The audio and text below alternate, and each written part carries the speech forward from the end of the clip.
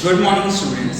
आज जो हम पढ़ने जा रहे हैं वो क्लास 7th का एक चैप्टर है, that is air and water. Air हम सभी लोग जानते हैं कि air is a mixture of several gas, और वो एयर आपके एटमॉस्फेरिक रीजन में मौजूद होता है।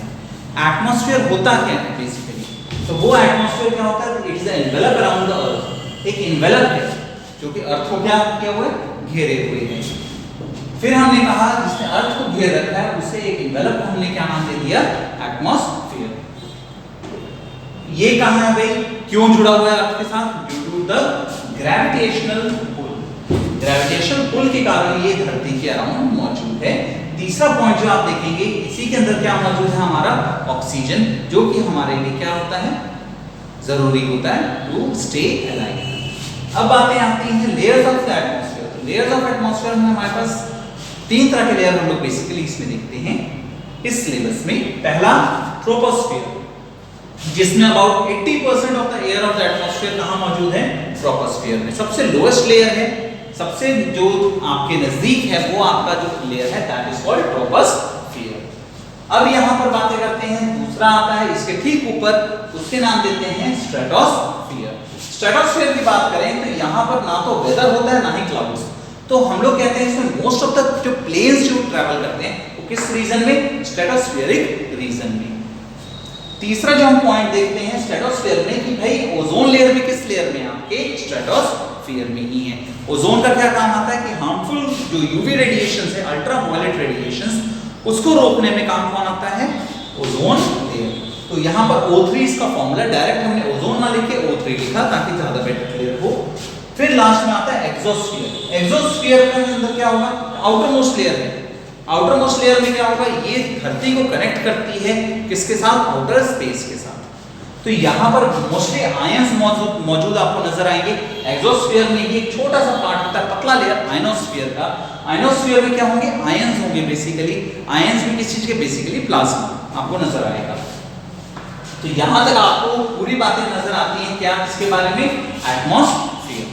एटमॉस्फेयर के बारे में इतना आप नोट कर लें फटाफट। फिर हम लोग अब इसमें आगे बढ़ते हैं कि एटमॉस्फेयर में और क्या क्या चीजें हम लोग देख सकते हैं। क्योंकि एटमॉस्फेयर में 80% हमें क्या पढ़ना है? एयर। एंड जो धरती के ऊपर है वो क्या है आपका? लिथोस्फेयर पे वाटर। प्लीज नोट करें।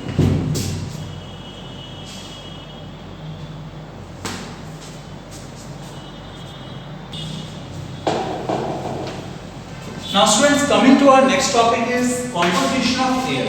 क्योंकि हम लोग एटमॉस्फेयर में एयर भी पढ़ रहे हैं और हमारे लिए ऑक्सीजन बहुत ज्यादा जरूरी है, तो पहले जान लें कि एटमॉस्फेयर में हमारे मींस ट्रोपोस्फेरिक रीजन में एटमॉस्फेयर में कितना ऑक्सीजन मौजूद है। तो ऑक्सीजन इसमें जो मौजूद है वो सिर्फ 21% ऑक्सीजन है, जबकि नाइट्रोजन 78% नाइट्रोजन है, और CO2 जो तुम्हारा है वो कितना है? 0.03% CO2 है। Other gases like argon, neon etcetera वो कितना है? 0.97%। तो भाई इसमें यूज बेसिकली जो ह्यूमंस और प्लांट्स और लिविंग बीइंग्स के लिए यूज होता है that is oxygen, directly consumed by human and other organism. हम लोग डायरेक्ट ऑक्सीजन ले पाते हैं। बट नाइट्रोजन और CO2 ये कौन इस्तेमाल करते हैं? प्लांट्स। आपने सुना होगा कि नाइट्रोजन की अगर बात करें तो नाइट्रोजन जो है वो रूट्स, दाल दलहन, लेग्यूम्स के रूट्स के अंदर मौजूद होता है राइजोबियम बैक्टीरिया। राइजोबियम बैक्टीरिया इस नाइट्रोजन इसमें कन्वर्ट करता है नाइट्रेट्स में, और तब वो यूज किया जाता है प्लांट्स के द्वारा टू प्रिपेयर फूड। और यही नाइट्रोजन जब हमारे बॉडी में इन द फॉर्म ऑफ नाइट्रेट्स जाता है तो ये हमारे लिए डीएनए में भी काम आता है। डीऑक्सी राइबो न्यूक्लिक एसिड, वहां पर भी काम क्या आता है आपका? नाइट्रोजन। तो हमारे जो प्रोटीन है तो प्रोटीन कंस्टिट्यूएंट्स का बहुत इंपॉर्टेंट पार्ट होता है कौन? नाइट्रोजन। बट एक प्रॉब्लम होती है कि नाइट्रोजन हम लोग डायरेक्टली इस्तेमाल नहीं कर सकते। तो बातें आती हैं उसके बाद CO2। CO2 यूज किसमें होता है? By plants during photosynthesis. Photosynthesis के समय आपने सुना होगा कि भाई जो प्लांट्स हैं वो मॉर्निंग में क्या लेते हैं? दिन के समय में क्या लेते हैं? दिन के उजाले में क्या लेते हैं? Carbon dioxide. और छोड़ते क्या है? मींस रिलीज क्या करते हैं? Oxygen gas. तो यहां पर तुम्हारे सामने बातें आती हैं CO2 और nitrogen directly consumed by plants to prepare food, यहां लिख लो directly consumed by plants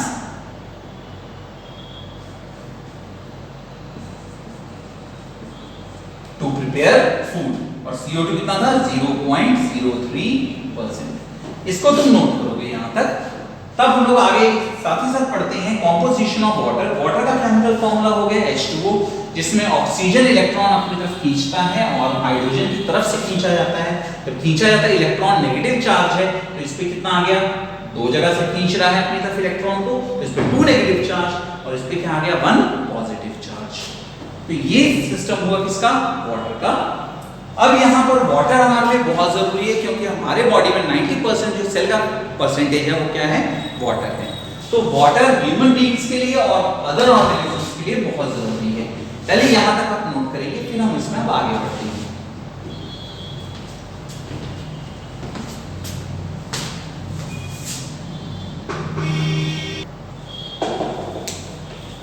Now students, our next topic is properties of pure water. Pure water की अगर बात करें तो वाटर का आपको स्ट्रक्चर बताया था, एक बार फिर से यहाँ पे ड्रॉ करते हैं। Oxygen, hydrogen and hydrogen with positive charge and negative charge, structure of hydrogen. Hydrogen sir water. तो वाटर की बात करें तो वाटर में क्या होगा, पहली बात तो ये प्योर वाटर की हम बात कर रहे हैं, मीन जिसमें किसी तरह का सॉल्ट का कंसंट्रेशन नहीं होगा, या इसी को तुम बात करते हो डिस्टिल्ड वाटर। डिस्टिल्ड वाटर क्या होगा कि आपने पानी को गर्म किया, पानी जो गर्म हुआ वो वेपर में कन्वर्ट हुआ, उस वेपर को आप जब कंडेंस करोगे तो सिर्फ उसमें क्या होगा, वाटर होगा, और सिर्फ वाटर होगा तो हमने क्या कहा कि वो क्या होगा, प्योर वाटर। प्योर वाटर की बात करें तो उसमें इलेक्ट्रिसिटी भी कंडक्ट नहीं होगा, ना ही हीट। क्यों नहीं होगा सर, तो सबसे पहला रीजन है इलेक्ट्रिसिटी कंडक्ट नहीं होने का कि उसमें आयंस ही नहीं है। इलेक्ट्रिसिटी कब कंडक्ट होता है, जब किसी में क्या हो, आयंस का कंसंट्रेशन हो। क्यों, चार्ज कैरियर्स कौन है, इलेक्ट्रॉन्स। अब बातें करते हैं उसका एटॉमिक रेशियो। यहां पे देखो 2 हाइड्रोजन और 1 ऑक्सीजन, तो तुमने क्या कहा 2:1, मगर मास रेशियो कितना होता है 1:8। क्यों भाई, यहां पे लिखोगे नोट करके,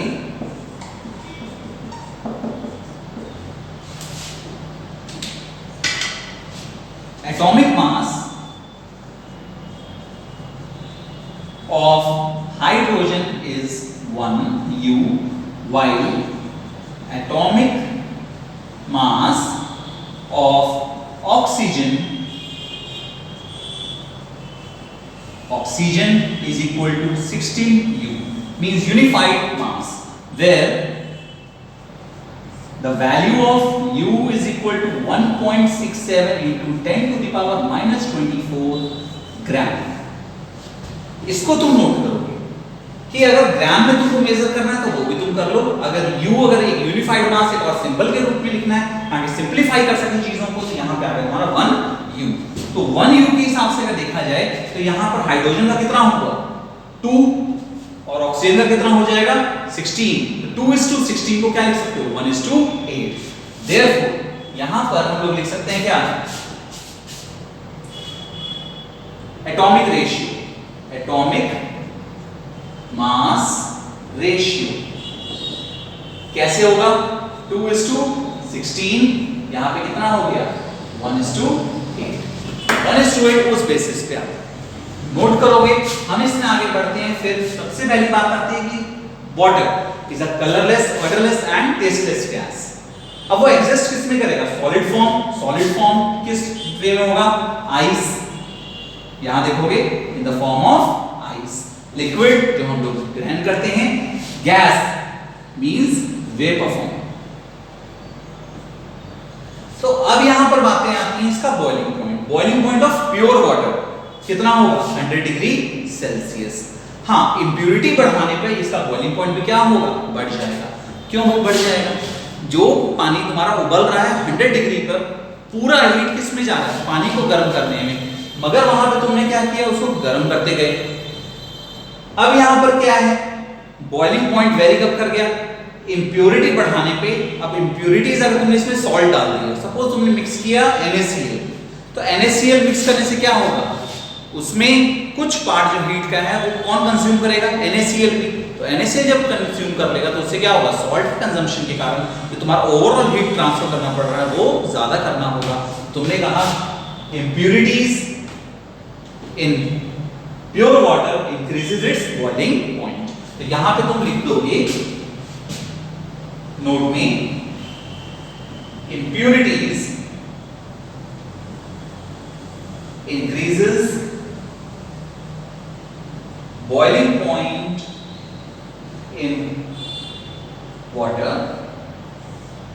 boiling increases boiling point. Impurities क्या करती हैं? इंप्यूरिटीज बॉइलिंग पॉइंट को बढ़ा देंगी, जबकि इसमें फ्रीज जो पहले जो 0 पे फ्रीज करना चाहिए, तुम्हारे नमक के कारण, नमक भी तो कुछ वही टेम्परेचर सोखेगा, तो वहां पर क्या होगा, फ्रीजिंग पॉइंट और क्या होगा, घट जाएगा। यहां पे नोट में लिखोगे impurities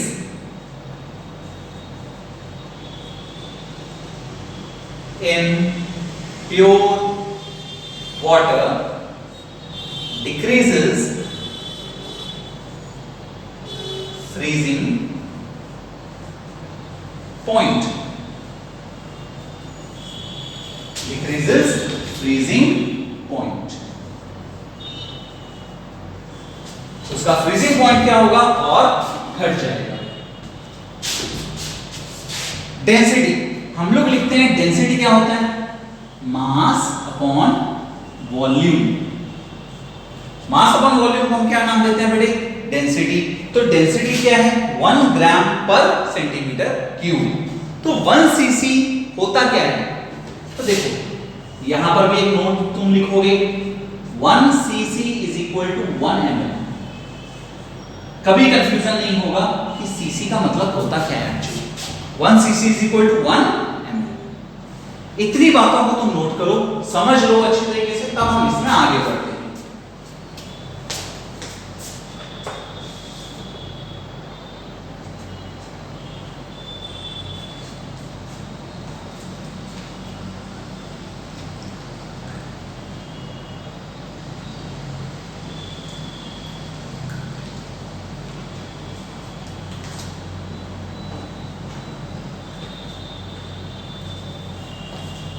Now coming to our next topic is कि प्रॉपर्टीज हमारा हो गया, तो ये तो हुआ कुछ फिजिकल प्रॉपर्टीज किसका, वाटर का। ये हुआ तुम्हारा physical properties of water.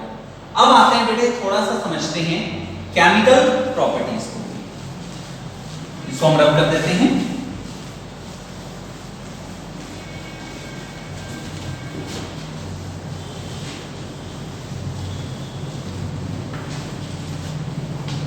Chemical properties, यहां पर लिख दो chemical properties of pure water. सबसे पहले अगर बात करें कि it is a neutral substance. ये क्या है तुम्हारा, न्यूट्रल सब्सटेंस है। मींस अगर इसको तुम लिटमस पेपर या किसी भी तुम इंडिकेटर पे डालते हो तो इस पे किसी तरह का कलर चेंज नहीं आएगा। दूसरा, when water reacts with metals, देखो नॉन मेटल के साथ पानी रिएक्ट नहीं करता, तो हम लोग इसके बारे में पढ़ रहे हैं, मेटल्स के बारे में। तो रिएक्शन ऑफ क्या, प्योर वाटर विद मेटल। तो पहला इसमें पॉइंट लिखोगे, देखो फर्स्ट केमिकल प्रॉपर्टी ये थी, सेकंड इसमें पहला point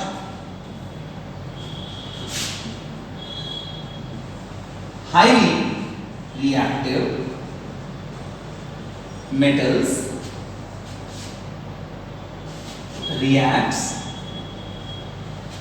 with water to form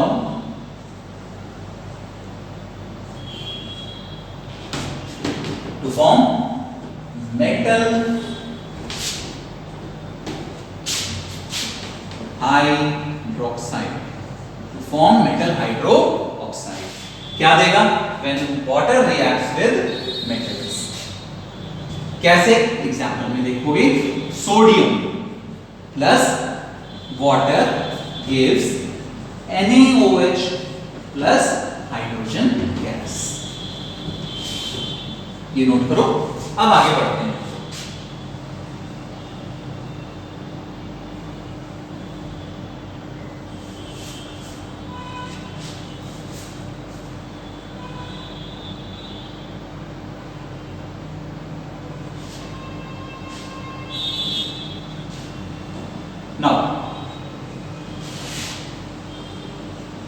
few metals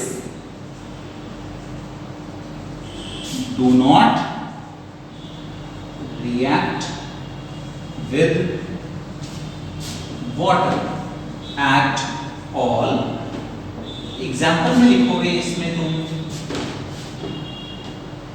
silver, gold, platinum. यहां तक तुम नोट कर लो, फिर हम आगे बढ़ते हैं।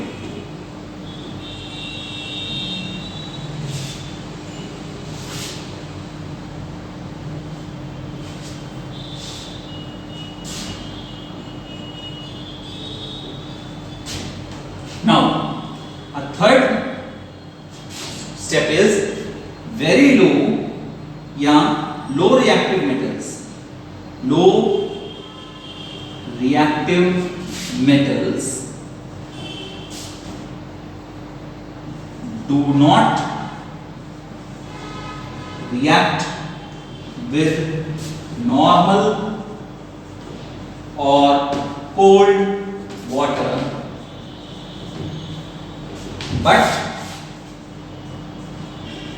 reacts with steam to form metal hydroxide. To form metal hydroxide. इसको तुम नोट करो। एग्जाम्पल तुम लिख लोगे यहां पर, सॉरी, मेटल हाइड्रोक्साइड इन मेटल ऑक्साइड। मेटल ऑक्साइड का एग्जांपल तुम लिखोगे जैसे zinc plus O2 would give ZnO, zinc plus water would give zinc oxide plus hydrogen gas. Note it.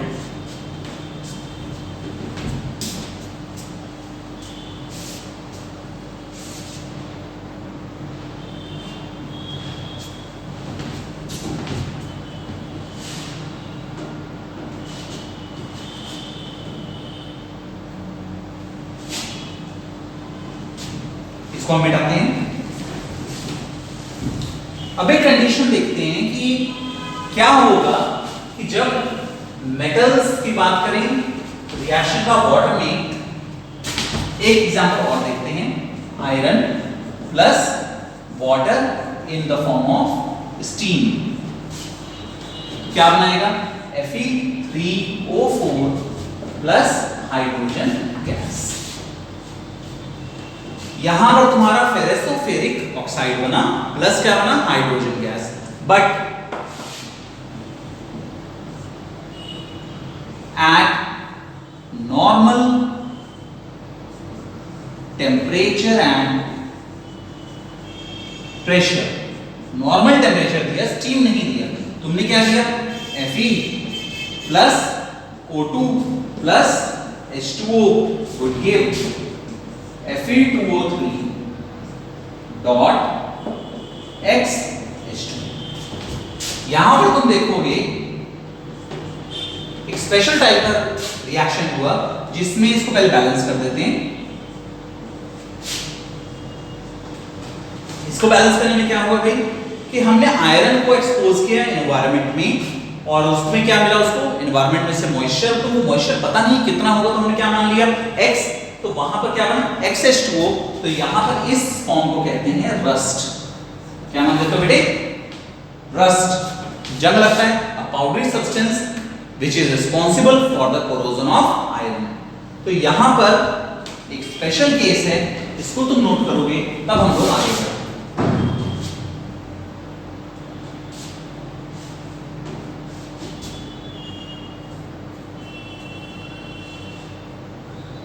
चलिए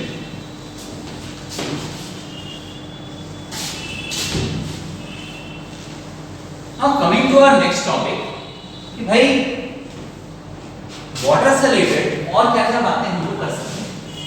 तो वाटर हमारे एनवायरनमेंट में मौजूद कैसे है? जैसे आपको मैंने अभी भी कहा कि ऑक्सीजन मौजूद है कहां पे? ट्रोपोस्फीयर में। कितना मौजूद है? तो 80% मौजूद है। 80% ऑक्सीजन हम लोग इस्तेमाल करते हैं। फाइन, ऑक्सीजन का परसेंटेज बताया था 21%। ओवरऑल गैसेस में 21% ऑक्सीजन है, वहां तक हमें समझ में आता है।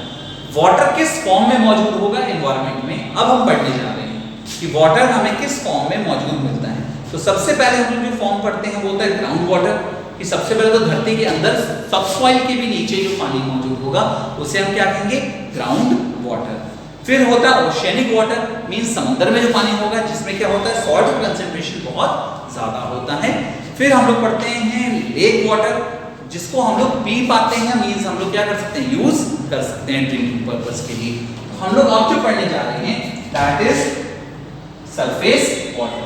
टॉपिक है हमारा सरफेस वाटर। सरफेस वाटर क्या होता है, means the water present on the earth surface is surface water. Water contained on the surface of earth is surface water। अब सरफेस वाटर के लिए अगर हम बातें करें, पहले इतना नोट करो, फिर हम लोग अब आगे आते हैं नेक्स्ट टॉपिक पे।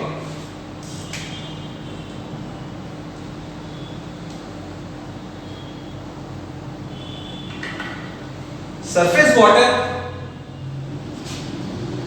और ग्राउंड वाटर, हम लोग वाटर कंटेंट की बात करें पूरी धरती पर, तो सरफेस वाटर में हमारे कहां आएगा, ये रिवर्स या found in rivers, lakes, ponds, oceans, C,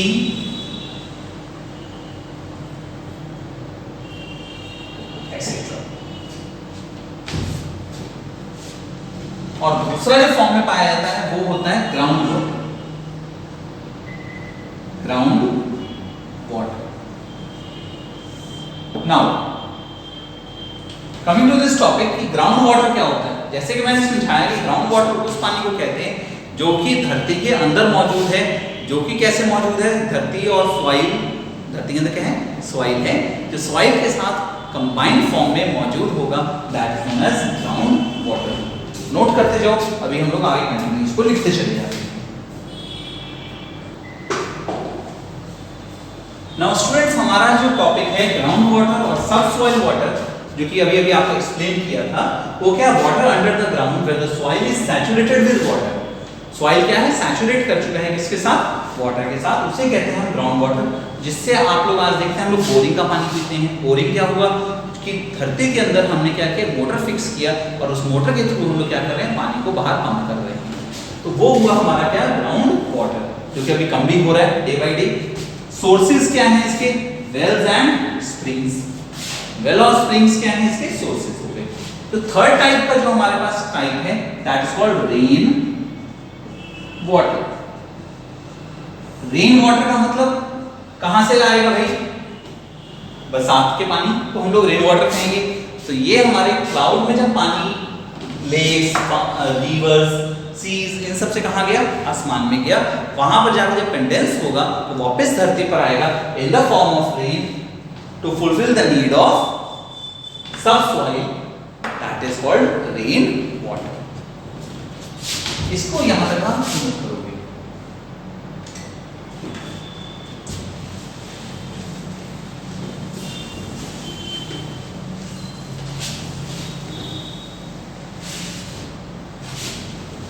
Coming to our next topic is कि भाई वाटर हर जगह यूज में आता है। पोर्टेबल वाटर क्या होता है, पीने के लायक पानी, पीने के लायक पानी। तो हर पानी पीने लायक नहीं होता। तो हम लोग अभी जो टॉपिक पढ़ने जा रहे हैं that is called portable water. Portable water और drinking water. Water suitable for drinking purpose। देखो ड्रिंकिंग पर्पस के लिए जो वाटर सुटेबल होगा उसे हम क्या कहेंगे, पोर्टेबल वाटर। तो पोर्टेबल वाटर में सबसे पहली चीज जो हम लोग को देखने को मिलती है वो क्या क्या मिलती है वो देखो। तो बेटा पोर्टेबल वाटर क्या क्या चीज है आपका? बनता कैसे?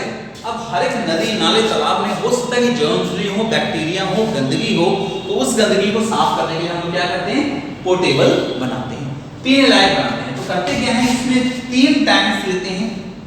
पहला sedimentation tank, sedimentation tank. Sedimentation में क्या होता है कि हैवी मटेरियल्स जितना है that settle down at the bottom of the container, leaving behind impurities which are lighter in weight। तो इस पानी में जितना हैवी मटेरियल था वो क्या हो गया? नीचे बैठ गया as sediments, नीचे बैठ गया टोटल गंदगी। नाउ इस पानी को हमने किस में निकाल दिया? नेक्स्ट टैंक में। उस टैंक का नाम हमने दिया क्या? तो filtration tank, filtration tank. Filtration tank क्या होता है? इसमें अलग अलग फिल्टर स्लिट्स लगे होते हैं। ये फिल्टर स्टेट और पार्चमेंट मेम्ब्रेन्स किस काम में आते हैं? ये उस तरीके से काम आता है जैसे छलनी। छलनी में तुमने क्या डाला? चाय को डाला, तो पत्ती है जो वेस्ट है ऊपर रह गई, नीचे क्या आ गया? चाय आ गई तुम्हारी। तो यहां पर क्या हुआ? इसको जब डाला गया तो यहां पर इस छलनी से क्या हुआ? छलनी के जो नीचे प्योर वाटर आया, this is water having only germs. इस पानी में क्या रह गया? सिर्फ जर्म्स रह गए। अब इस पानी को ट्रांसफर किया नेक्स्ट पार्ट में, जिसका नाम हो गया तुम्हारा क्या?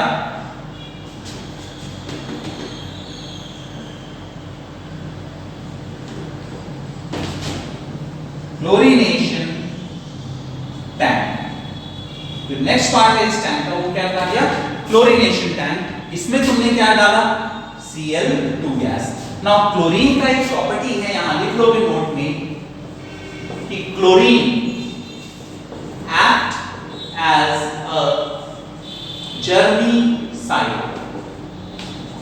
Chlorine act as a germicide. Germicide बोलने का मतलब यहां पर क्लोरीन ने क्या किया? जर्म्स को किल करने में हेल्प किया। जर्म्स को किल कर दिया तो यहां पे अब जो पानी आएगा वो क्या होगा? ट्रांसफर किया जाता है कहां पर? Homes. And this is known as portable water. इस चीज को तुम नोट कर लोगे। पहला है सेडिमेंटेशन टैंक, दूसरा है फिल्ट्रेशन टैंक, तीसरा है क्लोरीनेशन टैंक। और क्लोरीनेशन टैंक से क्या हो गया? पोर्टेबल वाटर हमारे घर तक पहुंचाया गया, जिसको तुम पी पा रहे हो, जिसको हम यूज कर पाएंगे।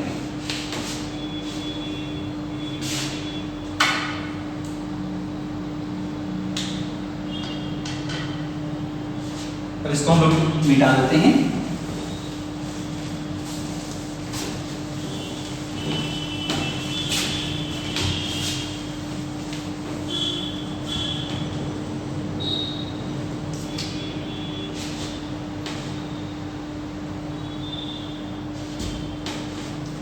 बेटा नेक्स्ट टॉपिक जो आज हम लोग देखने जा रहे हैं that is water cycle. Water cycle क्या होता है?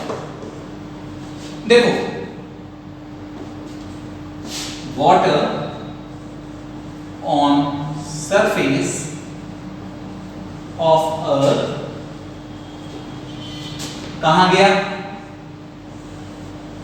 इन एट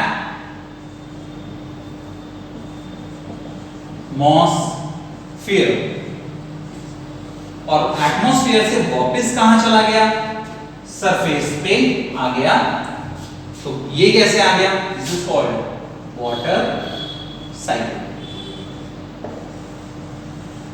भाई वाटर सरफेस जो है उससे एटमॉस्फेयर में कैसे गया? Through vaporisation. वेपोराइजेशन और ये जो है वापस एटमॉस्फेयर से कहां गया, अर्थ सरफेस पे एज थ्रू यानी तो रेन फॉल। तो एक छोटा सा साइकिल है जिसमें धरती से कहां गया, आसमान में गया और आसमान से वापस धरती पे आ गया। This is called water cycle. एक बहुत छोटा सा साइकिल।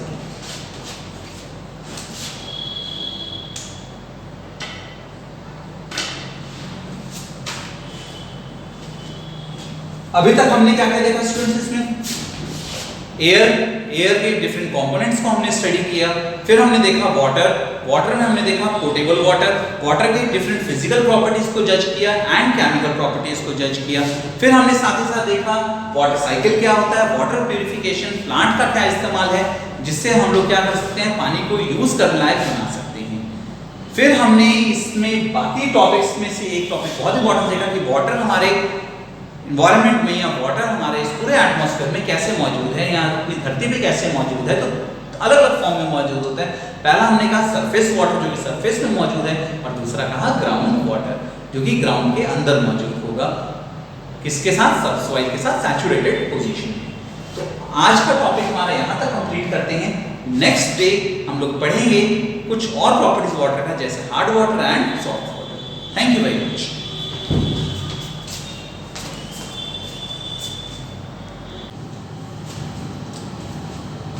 Good morning students. आज हम पढ़ने जाएंगे एयर एंड वाटर में हमारा कल तक जो टॉपिक हुआ था that is about chemical properties of water, physical properties of water. But आज जो पढ़ेंगे that is about hard and soft water.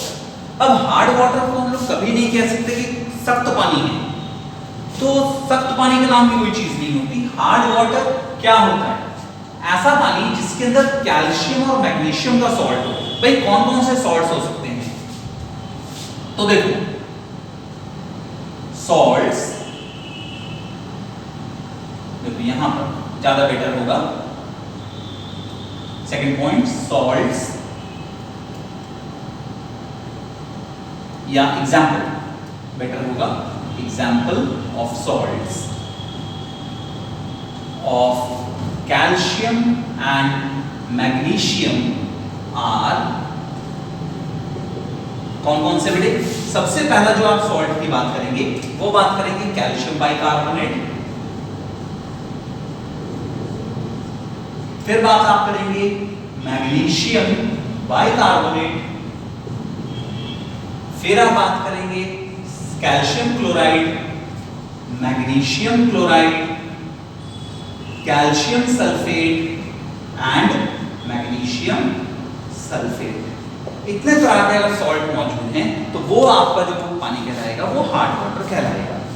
इतने तरह के सॉल्ट पानी में हार्डनेस क्रिएट करते हैं। तो अब दूसरी बात आती है कि हार्डनेस होता क्या है। ये जो एक टर्म है हार्डनेस ऑफ वाटर होता क्या है, तो वो देखो पहले इसको आप नोट करेंगे फिर आगे बढ़ते हैं। नोट हो गया होगा, इसको पहले नोट कर लो।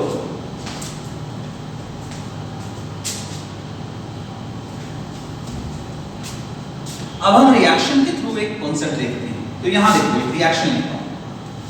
तुमने कहा if soap is added in hard water, scum is formed। बेटे scum is formed, इसका क्या मतलब हुआ, तो उसका मतलब समझो। नॉर्मल पानी है उसमें तुमने साबुन डाला, साबुन डालते के साथ पूरा झाग बन जाता है, इसको लेदर कहते हैं। लेदर LEATHER नहीं होगा, LATHER, लेदर। लेदर प्रोड्यूस होगा जब तुमने कहा कि एक सॉफ्ट वाटर या डिस्टिल्ड वाटर में तुमने क्या डाल दिया, साबुन को डाल दिया। मगर अगर उसमें कोई सॉल्ट मौजूद है तो वहां पर जो साबुन है, साबुन का काम क्या होता है, सोप का काम होता है टू क्लीन आवर क्लोथ्स। मगर वो सोप क्या करेगा, वो खुद गंदगी बनके बैठ जाएगा, जम जाएगा। उस तरह के सोप में जो जम गया गंदगी उसको हम कहते हैं स्कम। देखो रिएक्शन कैसा होगा, reaction have a look. C17H35 COONA ये जो तुम्हारा एक मॉलिक्यूल मैंने बनाया है, this is known as soap, जिसका केमिकल नेम होगा सोडियम ऑक्टाडेकेनोएट। ये जो सोप है, इसमें जैसे ही तुमने डाल दिया CaCl2, यहां पे देखो आप, CaCl2 क्या है तुम्हारा, हार्डनेस क्रिएट करता है। तो ये जो चीज है CaCl2 जैसे इंट्रोड्यूस किया, तो अब यहां पर क्या प्रोडक्शन होगा, C17H35COO whole twice Ca। Ca क्या करेगा, यहां पे देखो सोडियम का कैल्शियम से ज्यादा रिएक्टिव होता है। सोडियम मेटल क्या करेगा, कैल्शियम को हटाएगा और किसके साथ जुड़ जाएगा, क्लोरीन के साथ, तो बनाएगा NaCl। क्लियर। अब इसको थोड़ा सा हम बैलेंस करते हैं, बिना बैलेंस किए। जितना बैलेंस का मतलब क्या होगा, जितना एटम तुम्हारा रिएक्टेंट में होगा, मींस ऐसे केमिकल जो कि रिएक्ट करते हैं उनको रिएक्टेंट कहते हैं। जितने एटम तुम्हारे रिएक्टेंट में होंगे उतने ही एटम तुम्हारे किस में होने चाहिए, प्रोडक्ट में होने चाहिए। तो यहाँ पे जब तुम इसको बैलेंस करोगे तो सिर्फ यहाँ पे 2 लगा दो, तो यहाँ पे तुम देखो 2C17H35COONA, ये कितना हो गया, C17H35CO 2 हो गए, मतलब इतना मॉलिक्यूल जो है कितना हो गया, डबल हो गया। सोडियम के आगे 2 लगा तो क्या हो गया, 2 सोडियम। यहाँ पे भी देखो, यहाँ पे तो उसको बैलेंस करने के लिए क्या कर दिए, 2 लगा दिए, तो वहां देखो 2 सोडियम हो गया। यहाँ कैल्शियम कितना, 1 है, यहाँ पे एटम कितना, 1 कैल्शियम है। यहाँ क्लोरीन, 2 एटम क्लोरीन के हैं, यहाँ देखो 2 एटम क्लोरीन के हो गए, हमारा क्या हुआ, बैलेंस हो गया। तो अब देखो जो साबुन था, साबुन पानी में पूरी तरह से घुलता पहले ही नहीं है, क्यों भाई, उसमें कार्बन होता है, कार्बन पानी में आसानी से घुलता नहीं है। मगर उसमें घुलने वाला पार्ट क्या है, सोडियम पे प्लस, O पे 1 माइनस। तो सोडियम पार्ट है तो वो तुरंत क्या करेगा, पानी में घुल जाता है। मगर अब तुम देखो, यहां तुमने देखा कैल्शियम डाल दिया, कैल्शियम डालते के साथ यहां पर क्या होगा कि C17H35COO पहले ही कार्बन के 17 एटम जुड़े हुए थे, अब कार्बन के यहां पे कितने हो गए, 34 एटम्स। अब ये पानी में क्या करता है, एक कोगुलेट कर जाता है, मींस जम जाता है। जम के इसी पार्ट को जो तुम कहते हो उसको क्या कहते हो, स्कम। तो हार्ड वाटर जब भी होगा तो वहां पे स्कम बन जाएगा, जो कि पानी में सोप का जो एक्शन है उसको खराब कर देगा। And this scum and the produced scum will show adverse effect on cleansing action of soap। Cleansing action of soap पे वो क्या करेगा, एक नेगेटिव इफेक्ट शो करेगा, जिसके कारण आप कहोगे सर वहां पर क्या हो गया, एक प्रॉब्लम क्रिएट होगी, जो तुम्हारा सोप है वो प्रॉपरली तुम्हारे सामान को या तुम्हारे किसी भी कपड़े को साफ नहीं कर पाएगा। तो यहाँ तक सबसे पहले हम लोग समझते हैं कि हार्ड वाटर क्या होता है। तो हार्ड वाटर क्या होता है, ऐसा पानी जिसके अंदर, एक नॉर्मल पानी जिसके अंदर इतने तरह के सॉल्ट में से कोई भी सॉल्ट मौजूद होगा तो उसे हम हार्ड वाटर कहेंगे। हार्ड वाटर कहने का मतलब ये हो गया, उसमें साबुन अपना असर नहीं दिखाएगा। जो साबुन असर नहीं दिखाएगा तो क्या होगा, वो स्कम प्रोड्यूस करेगा, स्कम जाके नीचे जम जाएगा और साबुन का जो असर है वो बेकार हो जाएगा। इसलिए हम इसको क्या कहते हैं, hard water. While in soft water, देखोगे यहां पर soft water also known as distilled water. Distilled water में क्या होगा, रिच लेदर प्रोड्यूस होगा। पहले इसको आप नोट करेंगे, तब इसमें हम आगे बढ़ते हैं।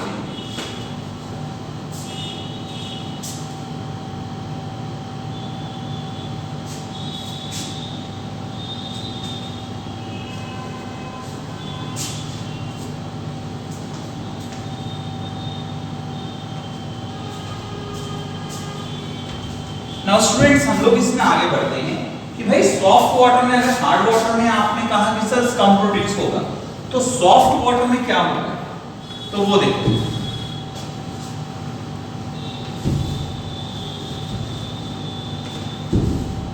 हम बात करते हैं in case of soft water. In soft water soap when mixed and shaped well will produce rich leather. Rich leather. Soap क्या प्रोड्यूस करेगा? रिच लेदर प्रोड्यूस कर देगा। तो यहां तक आप लिख लोगे। लेदर का मतलब झाग और फोम। या तो रिच लेदर प्रोड्यूस होगा या रिच फोम प्रोड्यूस होगा। कब? जब सोप को मिक्स किया जाएगा इसमें सॉफ्ट वाटर में। तो अब बातें करते हैं कि हार्ड वाटर कितने तरह के होते हैं। तो यहां देखो, hard water,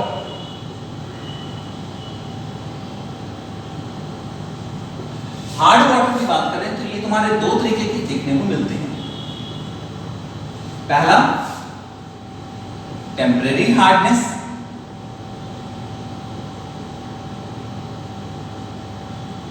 and permanent hardness. Temporary hardness and permanent hardness. Temporary hardness क्या होगा? तो देखो, is due to the presence of bicarbonate salts of calcium and magnesium. That is calcium bicarbonate और मैग्नीशियम बाइकार्बोनेट का अगर मौजूदगी होगी तो यहां पर हम क्या कहेंगे? उसको टेम्परेरी हार्डनेस। टेम्परेरी हार्डनेस कहने का एक और मकसद है, can be removed by heating water. Heat करने से ये दूर हो सकता है। भाई कैसे दूर होगा? तो देखो, मान के चलो तुमने कहा CaHCO3 होल ट्वाइस, इसको तुमने क्या किया? हीट कर दिया। हीट करते के साथ ये क्या करेगा? CaCO3 में टूटेगा प्लस क्या दे देगा? H2O। CaCO3 plus H2O। अब यहां पर क्या हो गया बेटे? वो देखो, जैसे ही इसमें टूट गया तो अब किसी भी बाइकार्बोनेट को हीट करोगे तो कैल्शियम कार्बोनेट दिया, वाटर दिया और कार्बन डाइऑक्साइड दिया। अब तुमने कह दिया कि ठीक है सर, कैल्शियम कार्बोनेट में टूट गया। कैल्शियम कार्बोनेट में टूटते के साथ, पहले इसको नोट कर लो फिर आगे बढ़ते हैं। Permanent hardness. परमानेंट हार्डनेस क्या होता है? यहां पर देखो, is due to the presence of chloride or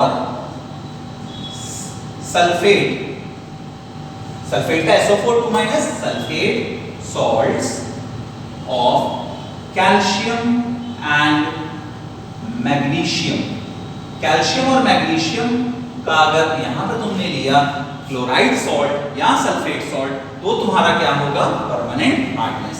example that is CaCl2, MgCl2, CaSO4 या MgSO4।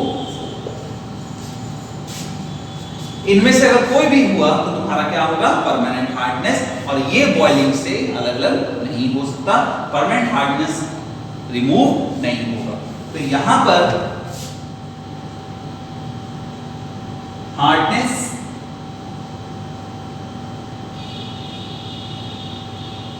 Can be removed by adding certain chemicals like, यहां देखोगे Na2CO3। सोडियम कार्बोनेट के जैसे अगर हम लोग केमिकल ऐड कर दें तो तुम्हारा परमानेंट हार्डनेस भी रिमूव हो सकता है। देखो कैसे, एग्जांपल में लिखेंगे हम।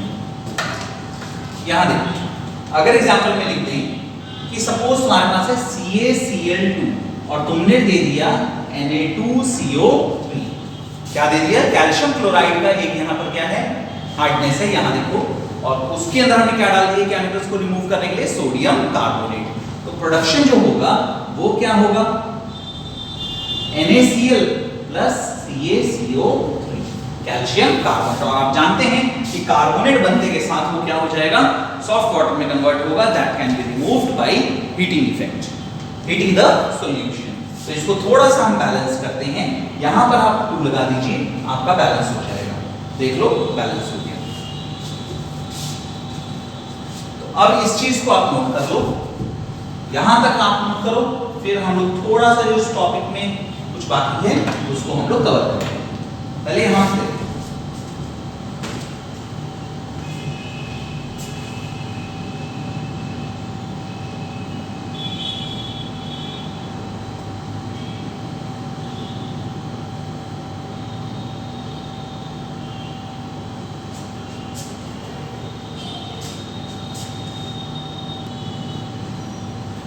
Now students, coming to our next topic, कि water act as a universal solvent। water का एक बहुत अच्छा प्रॉपर्टी है, it act as a universal solvent, means हम लोग 2 पार्ट की बात करेंगे। यहां पर देखो, सॉल्यूशन, हम बात करते हैं सॉल्यूशन की। सॉल्यूशन क्या होता है? सॉल्यूट प्लस सॉल्वेंट, एक कॉम्बिनेशन को हम लोग सॉल्यूशन कहते हैं। यहां पर तुम देखो, सॉल्यूट कहते हैं किसको? The part of solution that gets dissolved, जो कि खुद घुल जाता है, उसको हम सॉल्यूट कहते हैं। व्हाइल सॉल्वेंट क्या होता है? The part of solution in which solute could be dissolved, जिसमें सॉल्यूट डिसॉल्व हो जाए उसे हम क्या कहेंगे बेटे? Solvent. Solute, the part of solution that get dissolve, and the part of solution in which solute could be dissolve is known as solvent. तो यहां देखेंगे हम नेक्स्ट पॉइंट में कि सॉल्यूट और सॉल्वेंट में यहां पर देखो NaCl प्लस वाटर। NaCl क्या है तुम्हारा? सॉल्यूट, और वाटर क्या हो गया? सॉल्वेंट। तो यहां पर हम लोग एक चर्चा करते हैं कि भाई ठीक है, जिसको घोला जाएगा सॉल्यूट, जिसमें घोला जाएगा that is known as solvent. तो यहां पर बात है कि solute, the part of solution that get dissolved, and the part of solution in which solute could be dissolved is known as solvent, and now the combination of solute and solvent is known as solution. I think यहां तक clear होगा। अब आगे बढ़ते हैं। Water act as a universal solvent. Water always act as a universal solvent, क्योंकि maximum amount of चीजें तुम्हारे ऑर्गेनिक में भी बहुत सारे ऐसे कंपोनेंट्स हैं जो कि तुम्हारे किसमें घुल जाते हैं? पानी के अंदर मिक्स हो जाते हैं। Example alcohol. अब यहां तक पहले नोट कर लो, फिर हम लोग इसमें आगे बढ़ते हैं। यहां तक आप नोट करेंगे, फिर हम लोग आगे बात करते हैं। इसमें एक और लिख लो भी, water act as a universal solvent. Note करेंगे आप इसे।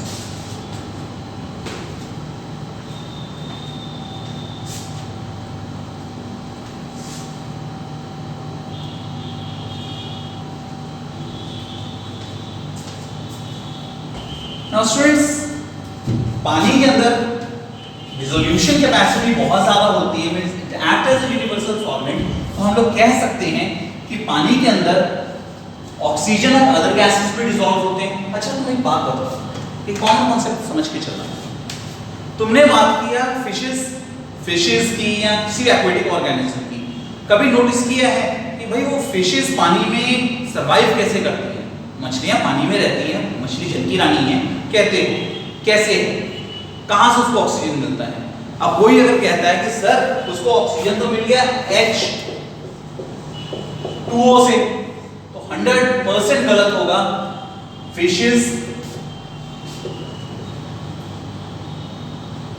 fish can't absorb oxygen from the molecule of water. They cannot absorb oxygen from the molecule of water. Even fish, क्या कोई भी एक्वेटिक ऑर्गेनिज्म या दुनिया में कोई भी ऑर्गेनिज्म की इतनी हैसियत नहीं है, इतना ताकत नहीं कि इसको तोड़ दे पानी के अंदर अपने ऑर्गन्स की मदद से और तब इस ऑक्सीजन को एब्जॉर्ब कर सके या कंज्यूम कर सके। तो करते कहां से, उसको ऑक्सीजन मिलता कहां से?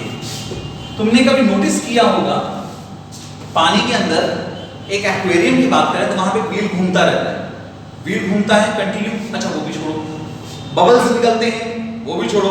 तुमने कहा कि सर मछुआरे को देखा होगा, मछुआरा मींस फिशरमैन, जहां पर तुम मछली खरीदने अगर जाओ तो मछली वालों को देखोगे कि लगातार हाथ मारता रहता है पानी के अंदर। लगातार हाथ हिलाने से होता क्या है भाई, पानी के अंदर अगर हाथ हिला रहे हैं तो करता क्या है उस हाथ हिलाने से? वहां पे वो ऑक्सीजन को डिसॉल्व करता है। डिसॉल्व करने का मकसद क्या है? तो यहां देखो H2O और यहां पे लिख दिया H2O। इन दोनों के बीच में जो डिस्टेंस है इसको कहते हैं इंटर मॉलिक्यूलर स्पेस। क्या नाम देते हो बेटे? Intermolecular space. और इसी में क्या होता है? ऑक्सीजन ऐड होता है। क्या ऐड होता है? ऑक्सीजन। और aquatic organism can use this oxygen and इसमें लिख सकते हैं the oxygen present in the intermolecular space present between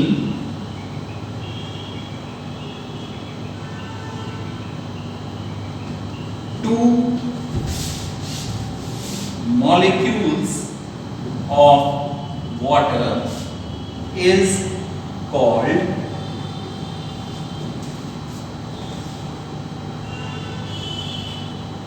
dissolved oxygen।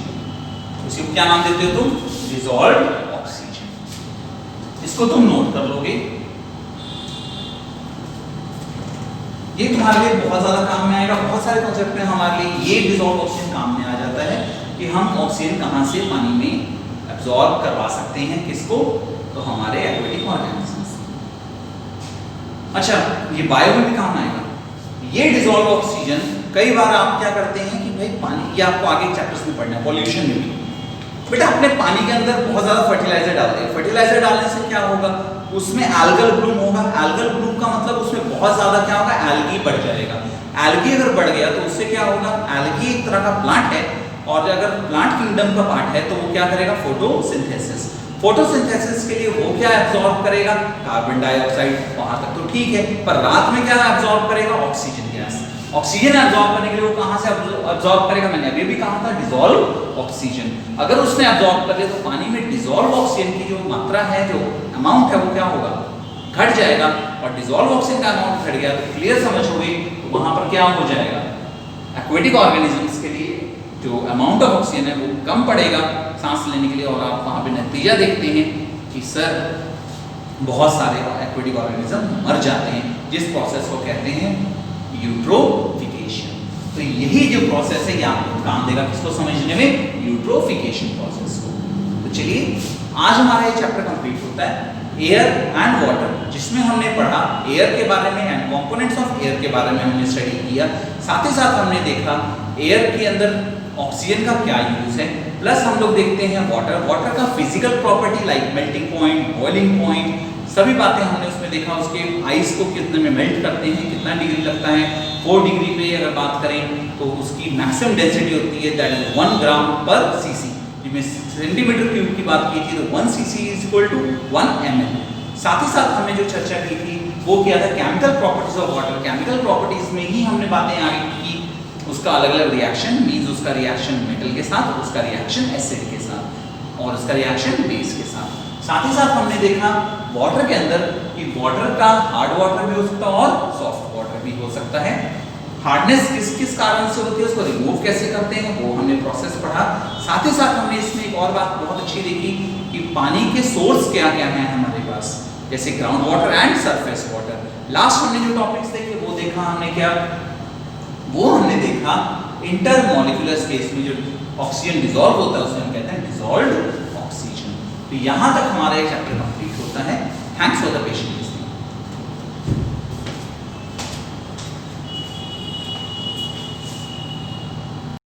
Thanks for watching. Don't forget to like the video. And don't forget to subscribe.